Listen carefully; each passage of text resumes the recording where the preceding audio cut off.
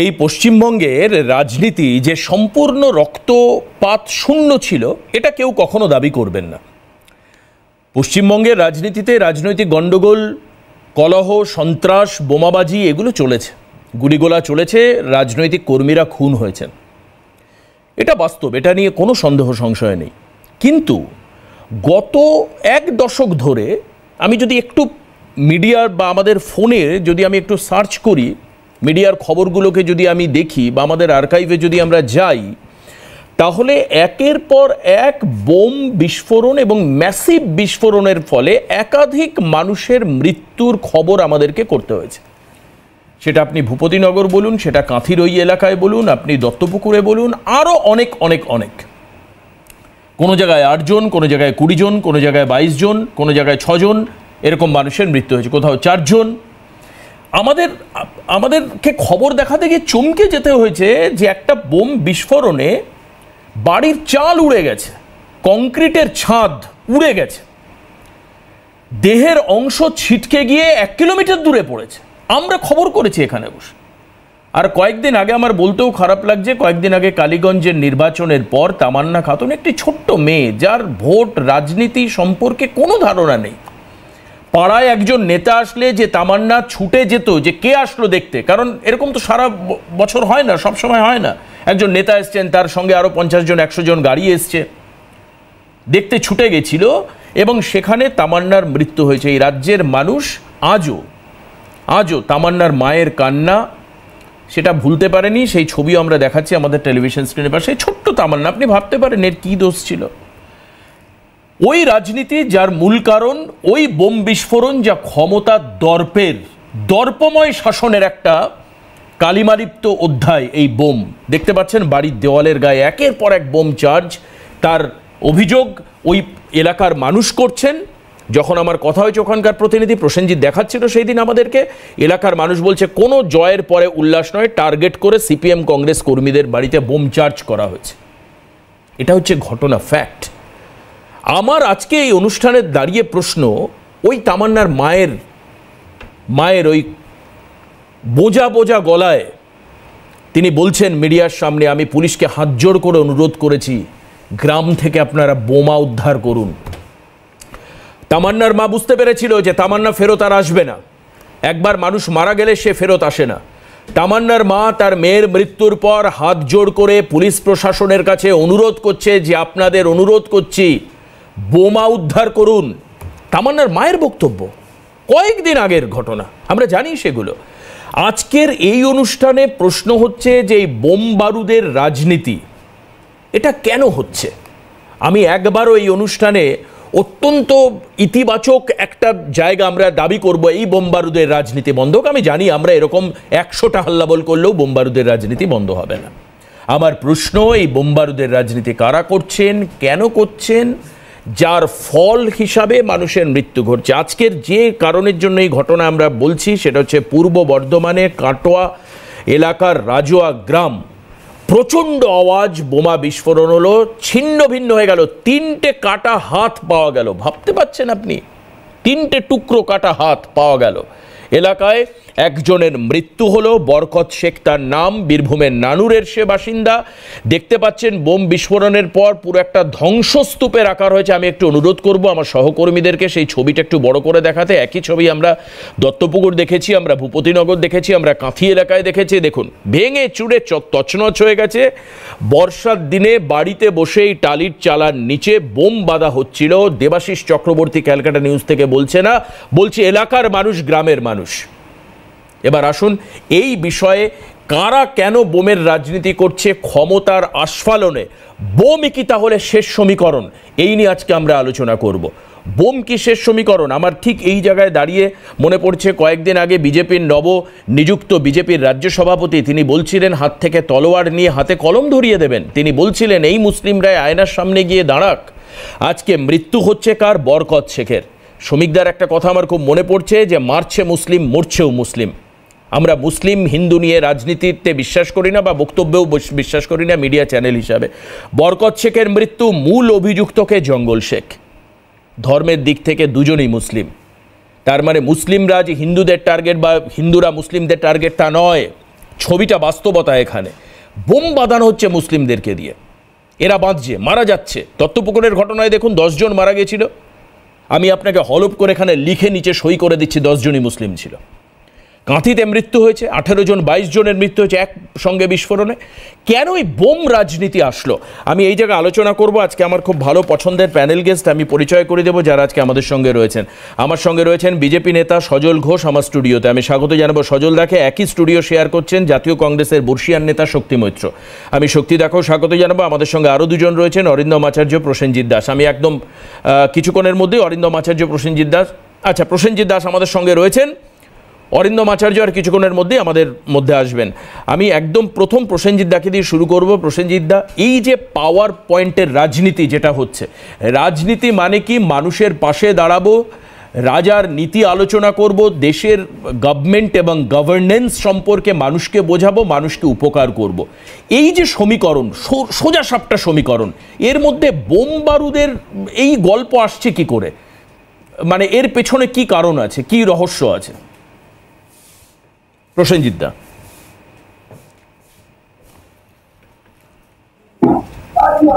রাজনীতির নিয়মই মানুষের পাশে দাঁড়ানো, মানুষের সাথে থাকা। কিন্তু এখন কিছু মানুষ তারা নির্বাচনে বারবার পরাজিত হয়ে মানুষের রায় না পেয়ে তারা অনেক সময় দুষ্কৃতীদের ব্যবহার করে, এবং অনেক সময় দুষ্কৃতীরা বিভিন্ন সুযোগ নিয়ে তারা এই বোম বারুদের খেলায় মেতে ওঠে। তো আজকে যে কথা সন্দীপ বাবু আপনি বললেন, যে ঘটনা ঘটেছে বা ঘটেছিল সবটাই দুঃখজনক, সমস্ত ঘটনার তীব্র নিন্দা করছি, এবং দেবাশিস বাবু তীব্র নিন্দা করছি। কিন্তু ব্যাপারটা কাটোয়ার যে ঘটনাটা আপনি বললেন, এই কাটোয়ার ঘটনাটা একটু ভেতরে ঢুকতে হবে। এটা সম্পূর্ণ ফৌজদারি বিষয়, পুলিশ তদন্ত করছে।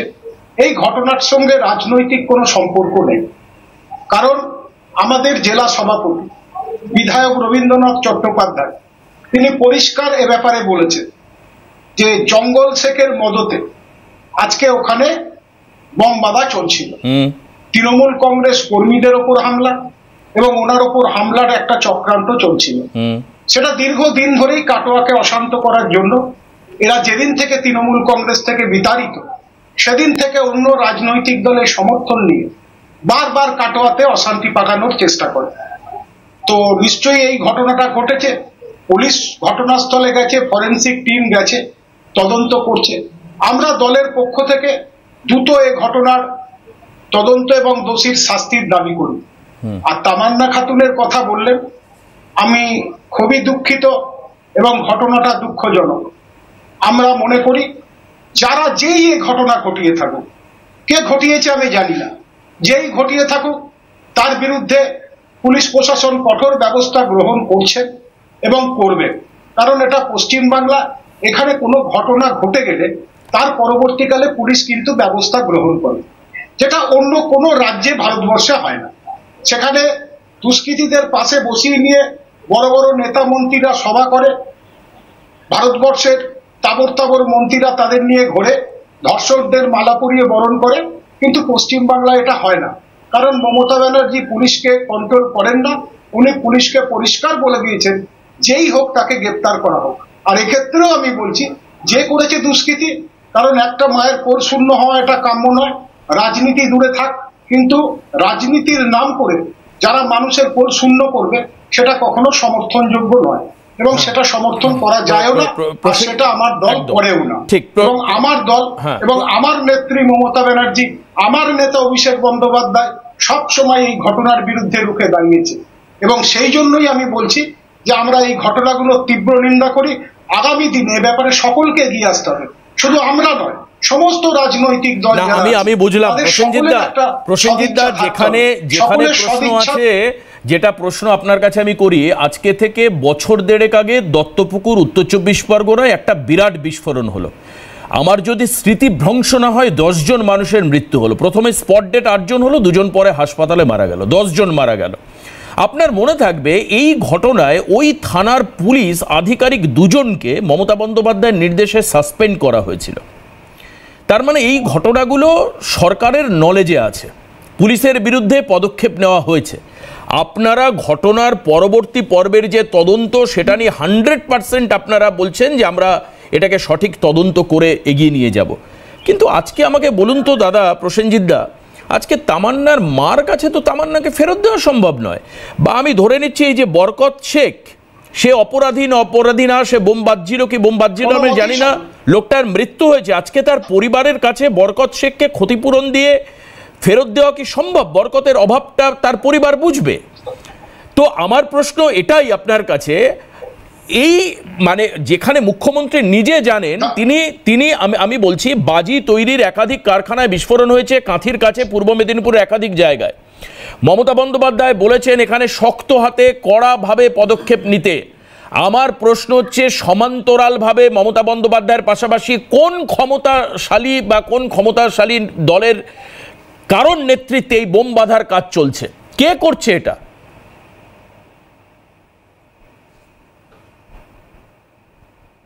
দেখুন, ক্ষমতাশালী তো এখন একজনেই, তিনি কথায় কথায় বলছেন আমি মুখ্যমন্ত্রীকে হারিয়েছি।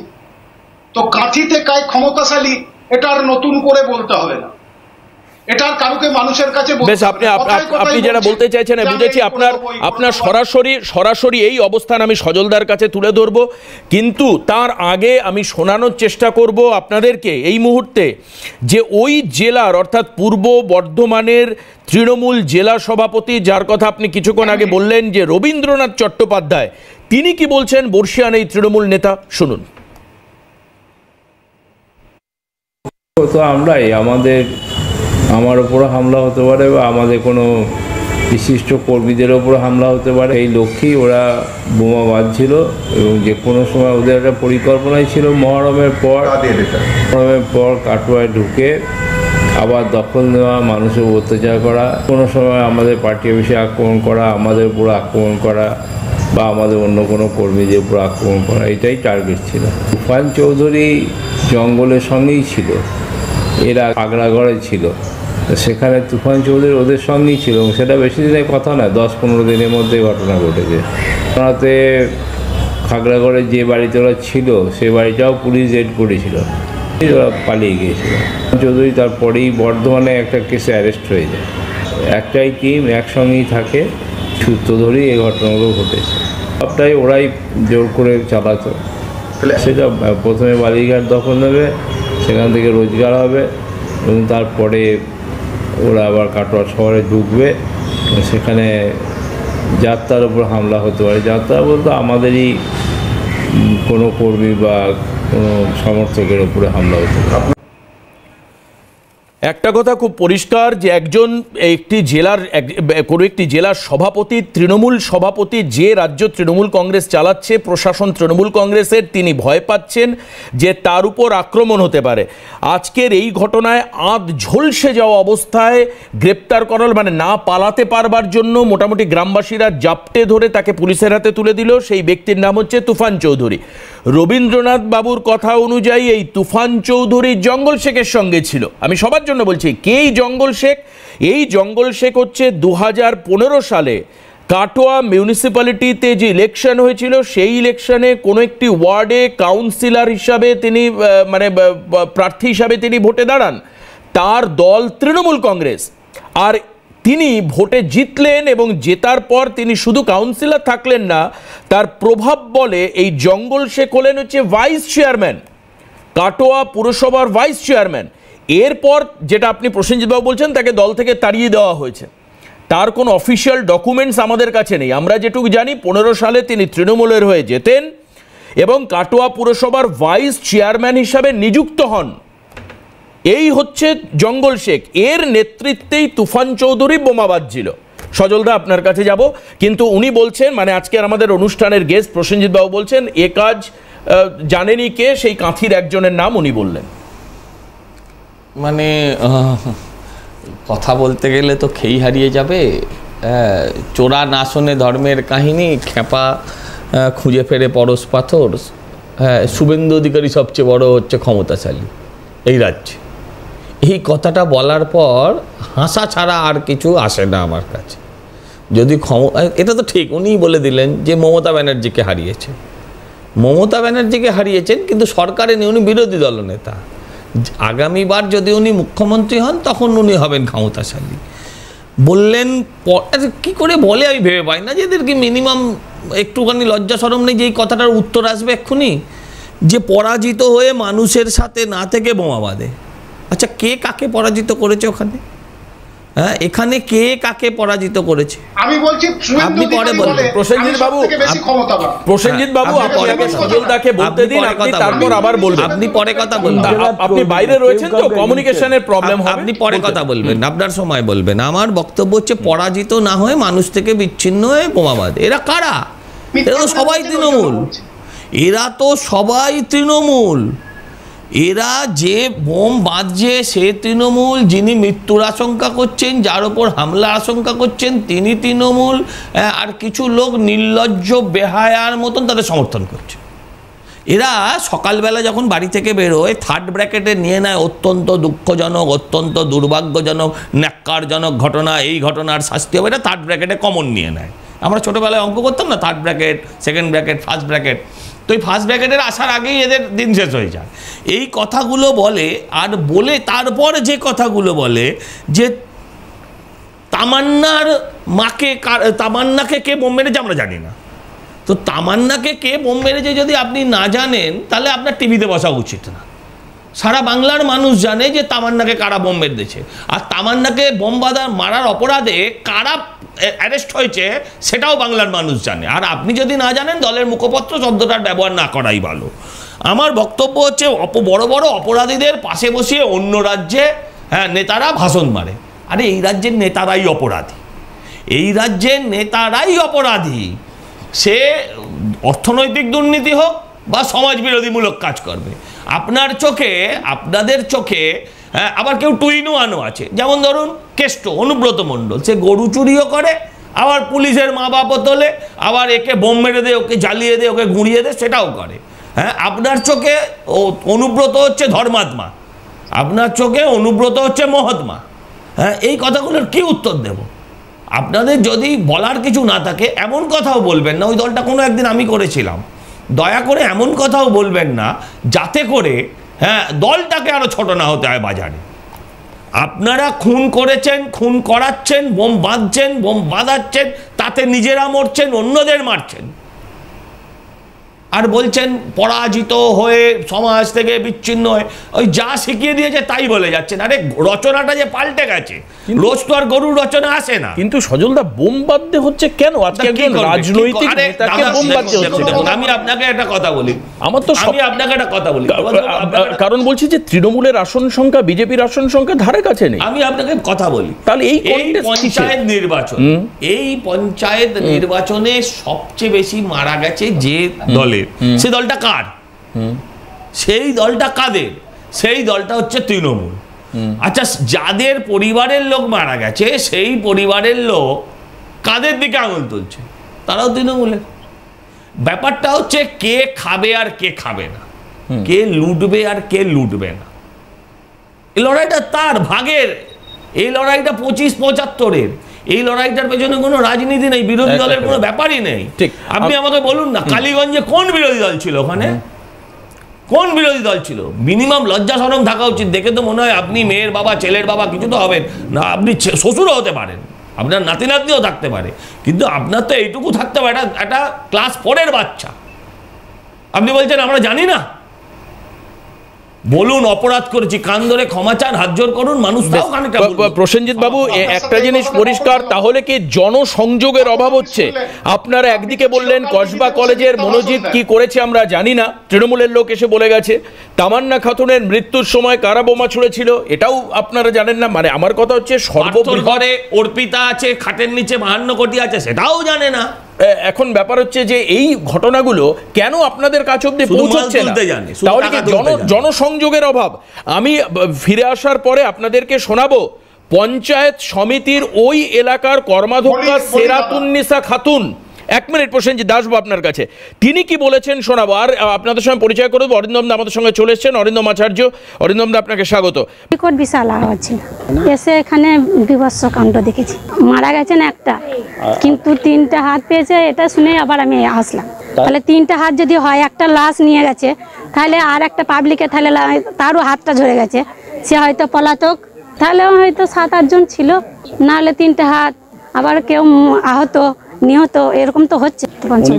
ওনাকে দেখলাম ওখানে বসেছিলেন, তো ওনার শরীরে সবই মানে চামড়া মানে সব চলে গেছে, আর ব্লাড তো ঝরছে গায়ে থেকে। খুবই খারাপ যে গ্রামে এটা করছে, কার জন্য করলো, গ্রামে ওর কার শত্রুতা আছে, গ্রামের মানুষরাও ক্ষেপে আছে যে এত বড় কাজ এই পায় এইটুকু ঘরে হচ্ছিল, কেউ বুঝতে পারেনি। বিপদ তো বিপদ হতোই, এটা যদি বৃষ্টিটা না হলে এই 4-5টা মনে হয় যেন চলে যেত। মানুষ তো এখানে শুয়েছিলেন, পাড়াপড়শি সব অনেকই মারা যেত। মজুদ ছিল নাকি বলতে পারবো না, তবে হয়তো বান ছিল, নাহলে এত বড় বাসটা হবে কিনা, গ্যাস তো নয়। শক্তিদা, আজকে এই যে যখন সেরাতুন্নিসা খাতুন দাঁড়িয়ে কথা বলছেন, আমি সেরাতুন্নিসা খাতুনের বক্তব্য শুনছিলাম না, আমি শুধু দেখছিলাম যেখানে সেরাতুন্নিসা খাতুন দাঁড়িয়ে রয়েছে। আমাকে প্রতিনিধি কিছুক্ষণ আগে বললো এই জায়গায় যেখান থেকে ব্লাস্ট হয়েছে তার থেকে 5 মিটারের মধ্যে উনি দাঁড়িয়ে রয়েছেন। আর শক্তিদা, এই ছবিটা দেখুন, এই ছবিটা যদি একটু বড় করে দেখানো যায় প্লিজ।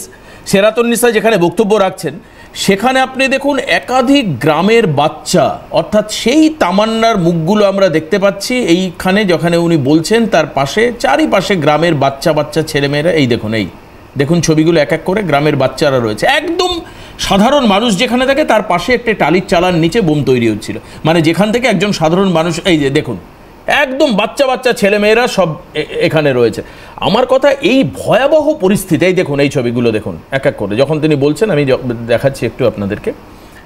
ঠিক এদের বাড়ি থেকে মিটার 5 মধ্যে হয়েছে ব্লাস্টটা।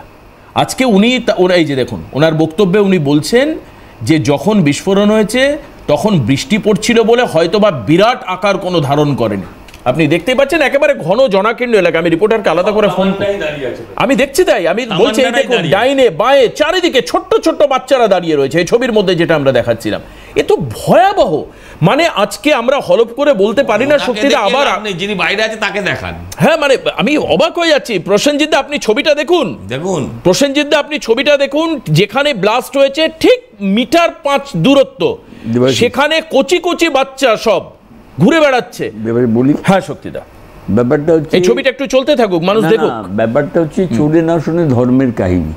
আজকে যে প্রসেনজিৎ বাবু যে রাজনৈতিক দলের মুখপত্র হিসেবে এসেছেন, তোমাদের এই মিডিয়ার মাধ্যমে হাজার মানুষ দেখছে, উনি একটা কথা ঠিকই বলেছে যে আমরা জানি না কে করেছে, তাকে দোষী সাব্যস্ত করা হোক।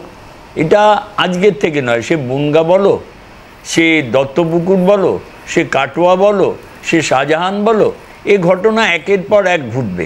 আজকে যে বরকত শেখ মারা গেল, জঙ্গল শেখ 2015 সালে তৃণমূল কংগ্রেসের প্রার্থী হিসেবে নির্বাচনে প্রতিদ্বন্দ্বিতা করে জয়লাভ করে তারপরে সে ভাইস চেয়ারম্যান হলো। তারপর তার কাজের জন্য রবীন্দ্রবাবু বলছেন তাকে দল থেকে বহিষ্কার করা হচ্ছে, এবং তার মতো একজন বর্ষিয়ান লোক বলছেন আমাকে মারার উদ্দেশ্য ছিল বা আমার কোনো বিশেষ পরিচিত কর্মীকে মেরে দেওয়ার একটা চক্রান্ত ছিল। এখানে দাঁড়িয়ে যে ভদ্রমহিলা বলছেন, আর যেটা কয়েকদিন আগে বিধানসভার উপনির্বাচনে নদিয়ায় ঘটনাটা ঘটলো, এত বড় নির্লজ্জ মিথ্যেবাদীর মতো কথা না বললে বোধহয় খুব ভালো হয়।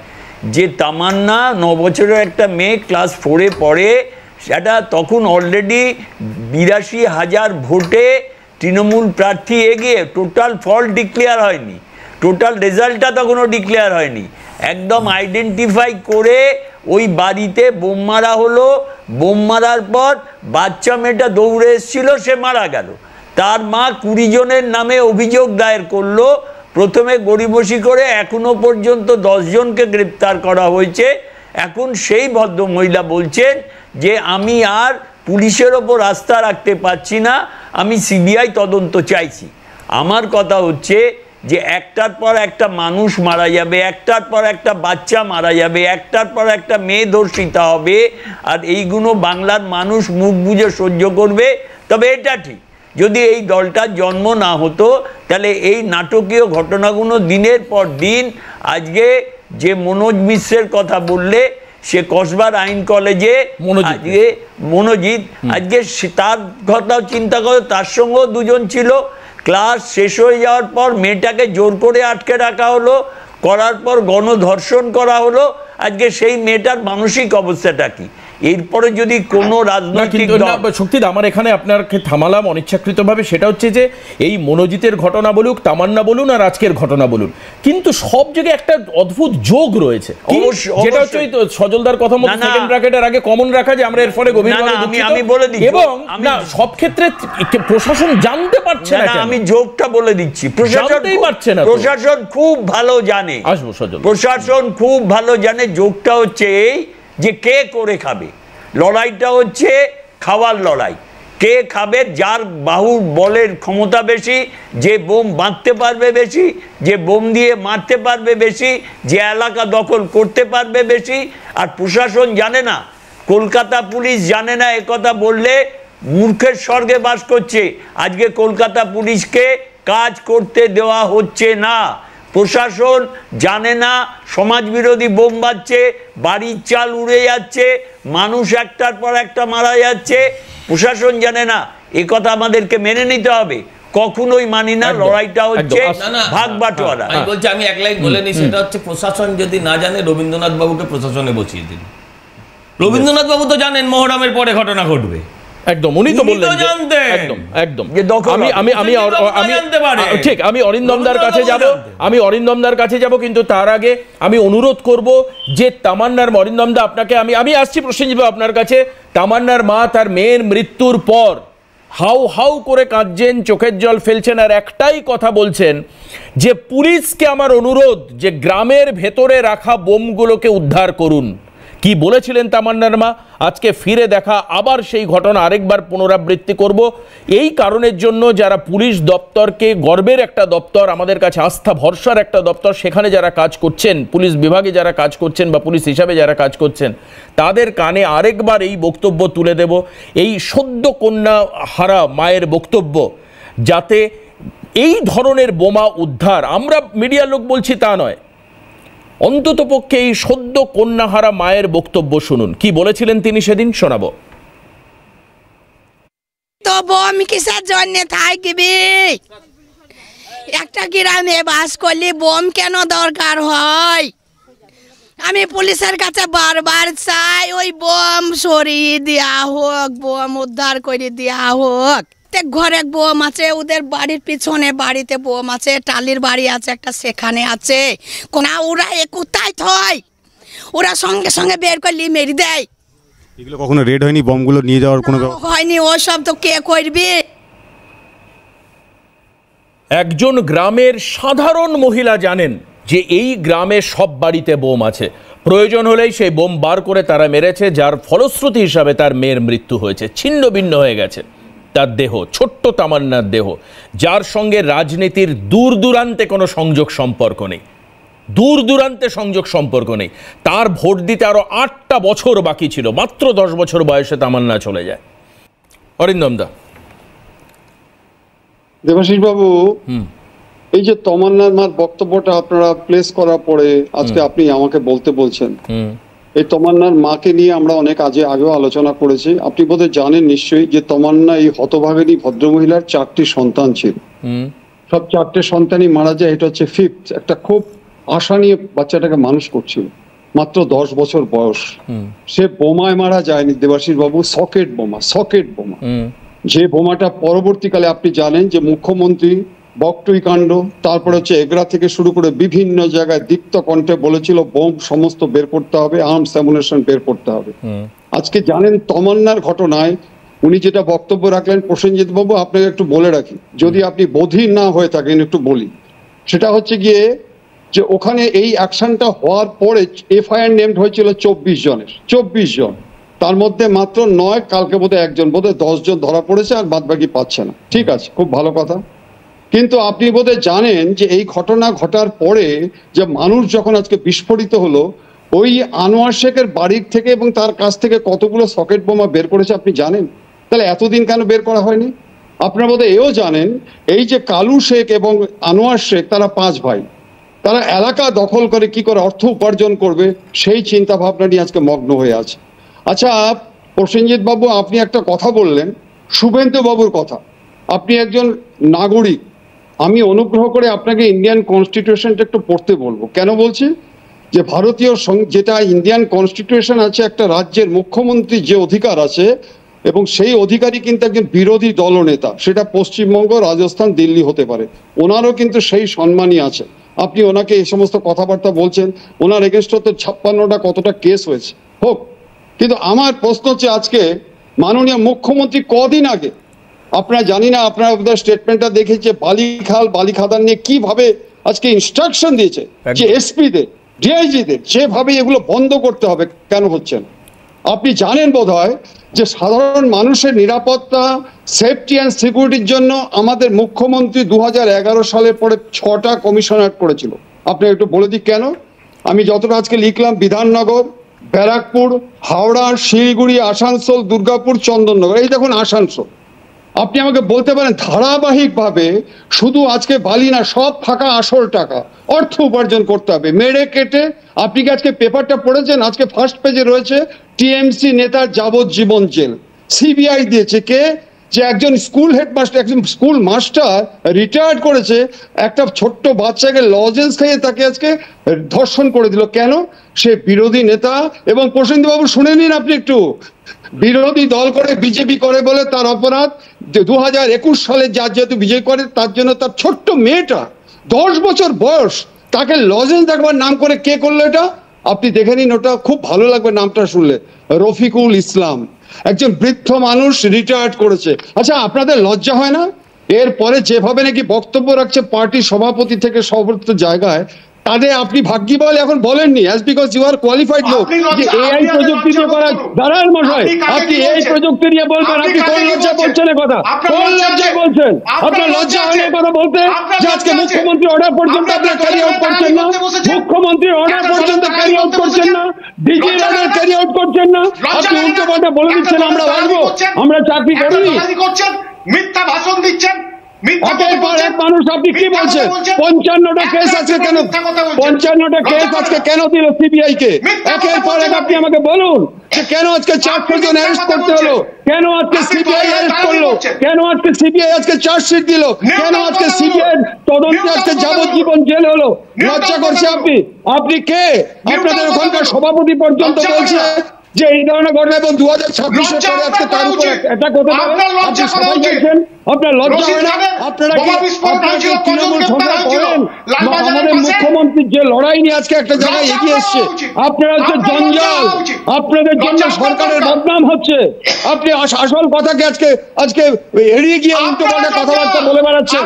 আপনি দিনের পর মাননীয় আরেকজন গেস্ট যে কথাগুলো বললো, অত্যন্ত সত্য কথা বলেছে, যেভাবে আপনি আজকে চতুর্দিকে আক্রান্ত হচ্ছে মানুষ, সাধারণ মানুষ। আপনারা আজকে এক কাজ করুন, বিরোধী দলনেতা আজকে থাকবে না, বিরোধী দল যদি ওখানে মানবিকতার খাতিরে কেউ যায়, তামান্না বাইতে আপনারা প্রথম বলবেন যে বেশ এবার আসবো সজলদা শক্তিদা কি বলছেন শুনবো, সজলদা শক্তিদা কি বলছেন শুনবো। দেখুন এখানে প্লিজ অরিন্দম দা, এটা ব্যক্তিগত আক্রমণ বা তার প্রতি আক্রমণে না, আমি অরিন্দম দা করেছেন আমি বলছি না, আমি বলছি যে এটা আমরা ব্যক্তি না আমি বলছি না অরিন্দম দা করেছেন, আমি একেবারেই বলছি না। আমার সমস্যাটা হচ্ছে এখানে যে এই ধরনের তরজা চলতে থাকলে, এই যখন তরজা চলছে তখনই এই দেখা যাচ্ছে যে আমাদের যেখানে অনুষ্ঠান যেখানে চলছে, কোথাও না কোথাও এই বোমার কারিগররা বোমা বাঁধছে। এর কিন্তু স্থায়ী সমাধান কেউ করতে পারছে না, হচ্ছে না, যার ফলশ্রুতি সাধারণ মানুষকে প্রাণ দিতে হচ্ছে। আমি দেখাচ্ছিলাম যখন এই সিরাতুন্নিসা খাতুন বলছেন, তার পাশে ছোট ছোট বাচ্চারা ঘুরে বেড়াচ্ছে, একেবারে বসত বাড়ির মধ্যে এই ধরনের বোমা বাঁধার কারখানা হচ্ছে, মানে যেখানে বোম বাজছে। এগুলো কিন্তু বাজির কারখানা নয়, দত্তপুকুর ছিল বাজির কারখানা, বাজির ফ্যাক্টরিতে বিস্ফোরণ হয়েছিল, বা এই যে ভূপতিনগর এখানে এটা বাজির কারখানা, এখানে একদম বোম তৈরি হচ্ছে। মানে আমরা আগে দেখতাম মুর্শিদাবাদ বা মালদার আমবাগানে বোম বাজছে, এখন আর আমবাগানে বাজছে না, কারণ বর্ষার সিজন তো একেবারে মানুষের বসত বাড়ির মধ্যে। আমার কথা এই যে সাধারণ মানুষের জীবন নিয়ে যে ছিনিমিনি হচ্ছে, আমি বলছি না তৃণমূলের লোক বোম বাজছে প্রসেনজিৎ দা, আমার প্রশ্ন হচ্ছে এটা পুলিশ কি করছে? বলছেন না তৃণমূলের লোকই তো বাজছে। না পুলিশ কি করছে? তৃণমূল করুক আর বিজেপি করুক, উচিত তো পুলিশের তার ঘাড় ধরে তাকে গ্রেফতার করা, কলার ধরে গ্রেফতার করা। প্রসেনজিৎ দা প্লিজ, তারপর আমি সজলদার কাছে আসবো। প্রসেনজিৎ দা প্লিজ বলুন। দেখুন, আমার কিছুগুলো কথা বলার আছে। প্রথমত, আমি যে কথা বলিনি এটা মিথ্যাচার করে আমার নামে বসানো হলো। আমি বলিনি শুভেন্দু বাবু ওকে যে ক্ষমতাবান, আমি বললাম যে শুভেন্দু বাবু তো বলেন যে আমি হারিয়েছি, আমি ক্ষমতাবান। আমি এইটুকু কথা বলি। আমি জানি না কারা বোম মেরেছে, কারা খেলেছে, নিশ্চয়ই আমি বলিনি। আর দ্বিতীয়ত, আমার জানার কথাও নয় কালীগঞ্জে কে করেছে। আমি বলেছি যারা করেছে দুষ্কৃতী, যারা করেছে দুষ্কৃতী তাদের গ্রেপ্তার হোক, তাদের ব্যবস্থা হোক। তো এরা মিথ্যাচার করছে, কারণ মিথ্যাচার করাটা এদের স্বভাব, তার জন্যই এরা জনগণ থেকে বিচ্ছিন্ন। আর সজল বাবু বড় বড় কথা বলছেন, অনেক বিবেকের কথা বলছেন। সজল বাবুর ওই দলটাই করা উচিত নয় যে দলে পার্টি অফিসের মধ্যে মহিলাকে রেপ করে তার পার্টির নেতারা। যার বিবেক থাকবে সে দলটাই করবে না। একটার পর একটা অফিস চালানো, একটার পর একটা মানুষ বলছে যে আমাদের পার্টির পদ দেবে বলে আমাদের ব্যবহার করছে, হোটেলে নিয়ে যাচ্ছে। ওদের রাজ্য সভাপতির বিরুদ্ধেও অনেক অভিযোগ উঠছে। এই অভিযোগগুলো ব্যক্তিগত স্তরে না নাই ভালো। আমি শুধু একটা কথা বলছি যে আমি কোনো রকম ঘটনাকে সমর্থন করি না। আর সজলবাবু যদি আমার সম্পর্কে জানতে হয়, আপনি আপনার দলের নেতাদের কাছে আমার সম্পর্কে জেনে নেবেন। আমি কোনো অন্যায়ের সাথে আপোষ করি না, অন্যায়ের সাথে থাকি না। আর উনি যে পুলিশ কর্তা বললেন, ওনার বিবেক নেই, উনি ব্যক্তিগত আক্রমণ করলেন। আমি দলের জন্য এসেছি, উনি তো টাকা খেয়ে এসেছে একটা রাজনৈতিক দলের জন্য। উনি ওই জন্যই তো বসে এইসব কথাগুলো বলছেন। উনি আমাকে যুক্তি দিয়ে, আমি আবারও বলছি এটা কিন্তু ব্যক্তিগত লেভেলে আলোচনা চলে যাচ্ছে। না এটা ব্যক্তিগত স্তরে যাচ্ছে। আমি আবারও কন্ডেম করছি, ব্যক্তিগত স্তরে নয়। আজকে প্রসেনজিৎ বাবু আপনি যখন টিভিতে রিপ্রেজেন্টেটিভ হিসাবে এসছেন, আপনাকে বলা মানে হচ্ছে রাজনৈতিক যে দলটি আপনি করছেন তার দুষ্কৃতীদেরকে বলা। তৃণমূল যে সবাই দুষ্কৃতী তা তো নয়। আপনি যেহেতু রাজনৈতিক দলকে রিপ্রেজেন্ট করছেন, তৃণমূলের যারা দুষ্কৃতী কিন্তু আমাকে তাদের তো দায়ভার নিতে হবে আপনাকে। করছেন কেন? উনি তো টাকা খেয়ে এসেছে। এটাও আপনি আবার ব্যক্তি আক্রমণ করে ফেলছেন। দেখুন, আমি কথাটা একটা কথাই বললাম সজল বাবু, যারা করেছে তারা দুষ্কৃতী। রাজ্য সরকার কোন দলের দুষ্কৃতী? তারা তাদের গ্রেফতার করেছে। কোন দলের দুষ্কৃতী? তদন্ত চালাচ্ছে। আরে ক্লিয়ারলি বলুন না।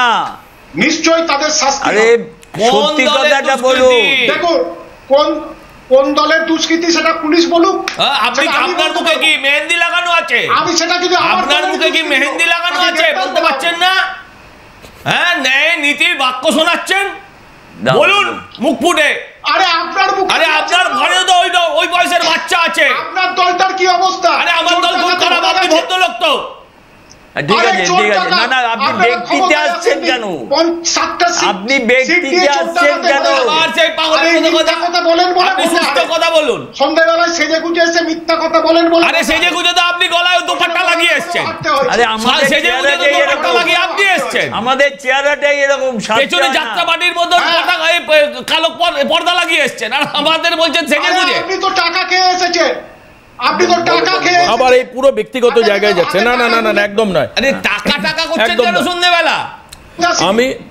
আরে আমরা টাকা খেয়ে এসেছি, অরিন্দম বাবু টাকা খেয়ে এসেছি, আপনি বালি খেয়ে এসেছেন, কয়লা খেয়ে এসেছেন, গরু খেয়ে এসেছেন, এগুলো শুনতে হবে তো। টাকা খেয়ে এসছে। সত্যি কথা বললেই দালাল। বেশ। আরে আপনারা তো সারা ভারতবর্ষটাকে খেয়ে এসেছেন। আরে সারা ভারতবর্ষের মানুষ আমাদের ভোট দিচ্ছে কেন? সারা ভারতবর্ষে আপনাদের ভোট দিচ্ছে না কেন? আচ্ছা বেশ, আমি আসবো, আলোচনা আসবো। আমাদের এই প্যানেল, 1 ঘন্টার এই প্যানেলের উদ্দেশ্য হচ্ছে এটাই যে জনমানুষের এলাকায়, জনাকীর্ণ এলাকায় বোম বাঁধা মানুষের জন্য কতটা বিপদের। দ্বিতীয় আমার প্রশ্ন ছিল, বিভিন্ন জায়গায় তো আপনারা বলছেন, একটা মিনিট, বিভিন্ন জায়গায় তো আপনারা বলছেন যে কোনো ইনফরমেশন নেই। সেই জায়গায় পুলিশের ভূমিকাটা কি? আমার প্রশ্ন তো এখানে, যেভাবে মানে ঘটনাগুলো ঘটছে তাতে একাধিক মানুষের মৃত্যু হচ্ছে। আজকে জনাকীর্ণ এলাকা বা মাঠে বা পুকুর পাড়ে বোম বাঁধাটার বড় কথা নয়, কারণ কি এই যে ড্যামেজ, একটা বোম বিস্ফোরণ হলে তার যে লেটার এফেক্ট, আফটার এফেক্ট যেটাকে বলে, যে ধরনের ডিস্ট্রাকশন দেখা যাচ্ছে, যারা বোম বাজছে আমবাগানের মধ্যে, সেখানে যারা বাজছে তারা মারা যাবে, কিন্তু এখানে তো নিরপরাধ মানুষ মারা যাবে, শিশু, সন্তান, পরিবারের লোকজন মারা যাচ্ছে। আমি বলছিলাম যে এই কয়েকদিন আগে রাজ্য সভাপতি হওয়ার পর শ্রমিক ভট্টাচার্যের কতগুলো কথা খুব কানে বাজছে। আমি জানি না বাস্তব ক্ষেত্রে সেটা করা সম্ভব হবে কি হবে না, কিন্তু একবার আমার মনে হয় আমাদের সবাইকে, শুধু মুসলিম সম্প্রদায় বা হিন্দু সম্প্রদায়কে না, আয়নার সামনে দাঁড়িয়ে নিজেকে দেখা উচিত। কি বলেছিলেন শ্রমিকদা, একবার শোনাবো আপনাদের, শুনুন। মুসলমান তারাই অবস্থা তৈরি করলো, যারা আমাদের ভোট দিচ্ছেন না, যারা আমাদের থেকে দূরে থাকছেন, আপনারা প্রয়োজন যদি মনে করেন বিজেপিকে অচ্ছুত অকৃষ্ট মনে করেন, আপনারা ভোট দয়া করে দেবেন না, কিন্তু আপনারা আয়নার সামনে দাঁড়িয়ে নিজেকে প্রশ্ন করুন, গত 3 বছরে পশ্চিমবঙ্গে যত খুন হয়েছে তার মধ্যে মুসলমানদের সংখ্যা 90% মুসলমান খুন হচ্ছে, মুসলমান মারছে মুসলমান। আপনাদের পরিবার বলতে সিবিআই তদন্ত চাই, এই অবস্থা থেকে মুক্তি পেতে হবে। ঘটনাচক্রে, শক্তিদা, ঘটনাচক্রে আজকে যে ঘটনা এসছে, আমি কোনো পক্ষপাতিত্ব, পোলারাইজেশন বা কোনো ধর্মের কেন্দ্রীকরণ করতে চাইছি না, কিন্তু এটা তো একদম বাস্তব যে আজকে দেখুন অভিযোগ হচ্ছে জঙ্গল শেখের বিরুদ্ধে, আর মারা গেছে সে হচ্ছে বরকত শেখ। এই মানে গত 10 বছরের শ্রমিকদা বলছেন যে মুসলিম সম্প্রদায়কে কাজে লাগিয়ে যেভাবে তাদের মৃত্যু ঘটেছে, এটা এক কথায় মানে রেকর্ড একটা। দেবাশিস বাবু, আমি একটা কথা খুব পরিষ্কারভাবে বলি, প্রশ্ন দুটো ছিল যে কেন জনাকীর্ণ হোক বা ফাঁকা অঞ্চল হোক, মাঠ হোক বা ময়দান হোক, বর্ষা হচ্ছে বা গ্রীষ্ম হোক, কেন বোম বাঁধা হবে, এবং বোম বাঁধার পর, বেআইনি বোম বাঁধার পর সেই বোম বিস্ফোরণে মারা যাবে সে কোন সম্প্রদায়ের মানুষ, হিন্দু না মুসলমান, জৈন না খ্রিস্টান, সেটা আলোচনার বিষয়বস্তু নয়। প্রথম কথা হচ্ছে একটা কথা যেটা প্রসেনজিৎ বাবু বারবার নিজেকে বলতে চাইছেন, উনি সৎ এবং একটা রাজনৈতিক দলের প্রতিনিধিত্ব করছেন। আজকে যে কটা ঘটনা গত কয়েক মাস ধরে ঘটছে, প্রত্যেকটা ঘটনার সঙ্গে তৃণমূল আশ্রিত কর্মীরা, সমাজ বিরোধীরা উভয়ই জড়িত। আজকে যদি যেটা বলা হলো যে তুফান, সে তাকে গ্রেপ্তার করা হয়েছে, তার একটা হাত নাকি উড়ে গেছে। জঙ্গল শেখ, বরকত শেখ আজকে বোম বাঁধতে গিয়ে বাড়ির চাল উড়ে যাচ্ছে। আর এক ভদ্রমহিলা, তিনি বোধহয় পঞ্চায়েত সদস্যা, তিনি বলছেন 3টে হাত পেয়েছেন। তাহলে 2টো হাত একজনের, আর একজন কোথায়, আর একটা হাত কার? আমি বলি একটা কথা, চোরে না শোনে ধর্মের কাহিনী। আর প্রশাসন, সর্ষের মধ্যে যদি ভূত থাকে তাহলে প্রশাসন জানে না, এরকম ঘটনা ঘটতেই পারে না।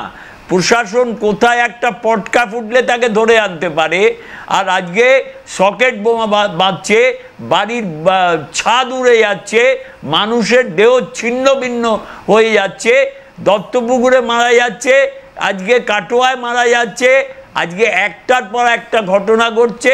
এর জন্যে দায়ী কাকে করব? যে সরকারে থাকে তাকেই তো করা হবে।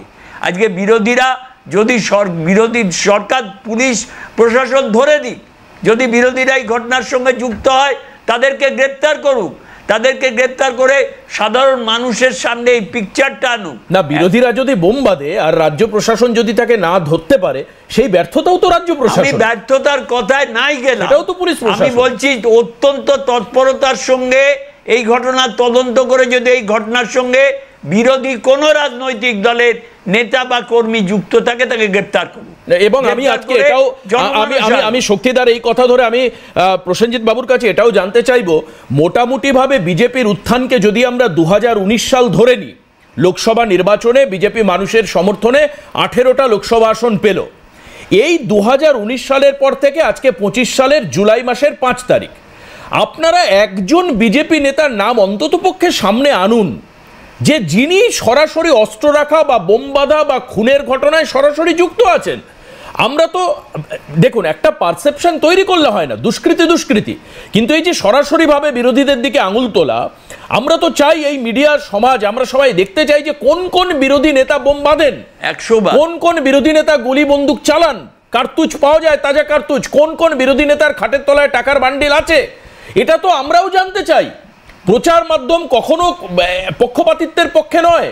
আমরা দেখাতে যে আপনি আমাকে বলুন এখনই, যদি আপনার কাছে ইনফরমেশন থাকে, যে কোন বিজেপি নেতা বোমবাদ্যে গিয়ে গ্রেপ্তার হয়েছে এবং রাজ্য পুলিশ নিশ্চিতভাবে তাকে গ্রেপ্তার করেছে, করা উচিত। তিনি কে, তার পরিচয় দিন, তাহলে আমরা ধরে নেব যে না নিশ্চিতভাবে, বা সিপিএম বলুন কেউ, বা কংগ্রেসের বলুন কাউকে। প্রসেনজিৎ দা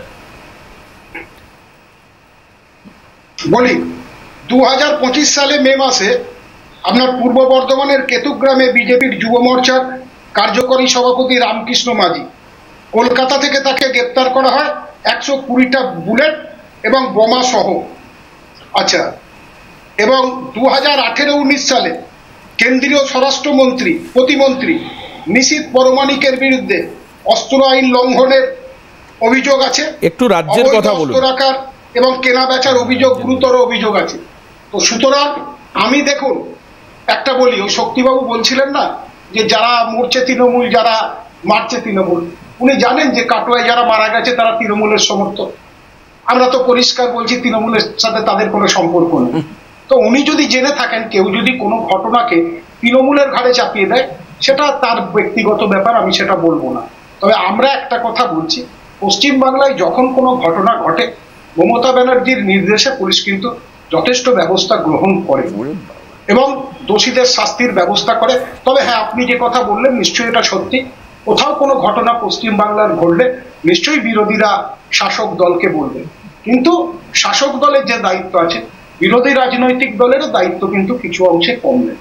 কারণ পশ্চিমবাংলায় বিরোধী দলের ভূমিকাও থাকা উচিত। তার কারণ আজকে যদি, আমি প্রথমেই বলেছি যে বোমা বারুদের রাজনীতি বন্ধ করা উচিত, এবং তার জন্য যেমন সরকারে যারা আছে তাদের সাহায্য দরকার, বিরোধীদেরও সাহায্য দরকার। পশ্চিম বাংলায় বহু জায়গায় ইলেকশনে বোম মেরে তৃণমূলের বহু মানুষকে মারা হয়েছে। না না, মারা গেছে তো, সেটা তো সজলদা বললেন, বেশি মারা গেছে সজলদা বললেন তো যে গত 5 বছরে রাজনৈতিক খুন তৃণমূলের লোকের বেশি হয়েছে।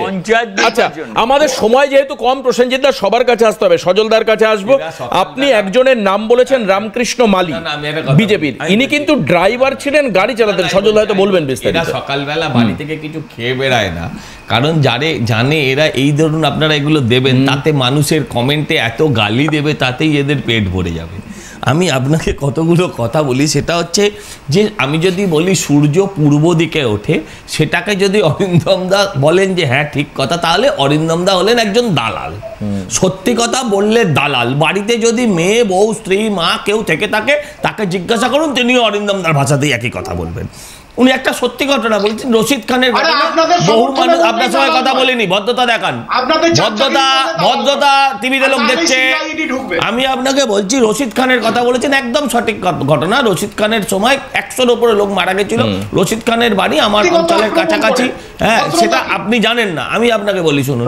কিন্তু রশিদ খানদের আপনি একটু চুপ করুন, ওনার মাইকটা ডাউন করুন।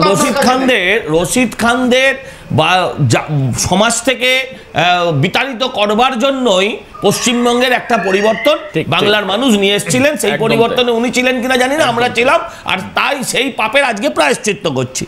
এবার আমি অরিন্দম দাও কয়েকটা কথা বলেছেন, অরিন্দম দাকেও আমি এটা কন্ডেম করব।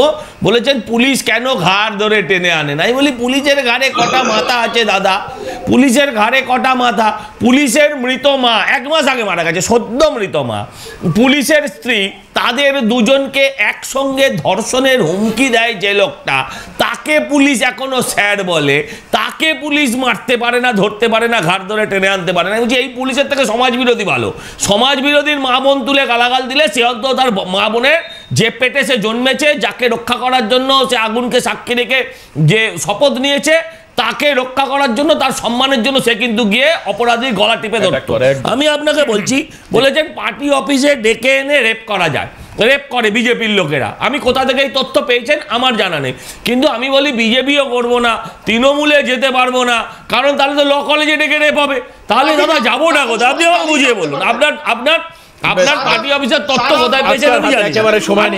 এক লাইন শেষ করে দিই, সেটা হচ্ছে আমবাগানে বোম বাঁধা খারাপ, হ্যাঁ, কারণ সেখানে এই আমবাগানে বোম বাঁধা ভালো, কারিগর মরবে, ঘিঞ্জি এলাকায় দিলে সাধারণ মানুষ মরবে, কিন্তু ওদের বোমগুলো তৈরি হলো তো তামান্নারা মরবে, ওদের তৈরি বোমে তামান্নারা মরবে। আর একটা তৃতীয় হাতের কথা এসছে, এই তৃতীয় হাতটা রেখে দিন প্রসেনজিৎদার জন্য, এটা ওনার অজুহাত হিসেবে তোলা।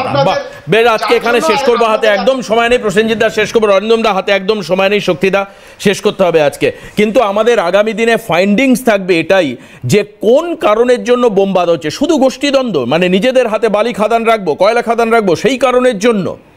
মুখ্যমন্ত্রী তো বলছেন বালি খাদানের ঘটনাগুলোকে একদম বন্ধ করতে, যে দুর্নীতি চলছে তাকে বন্ধ করতে। তাহলে প্যারালাল গভর্নেন্স চালাচ্ছে কে, সেই প্রশ্নটাও থাকবে। আজকে এখানে এই অনুষ্ঠান শেষ করছি, অবশ্যই পরবর্তী অনুষ্ঠান সঙ্গে থাকুন। এখানে আল্লাহ বল শেষ করবো। নমস্কার।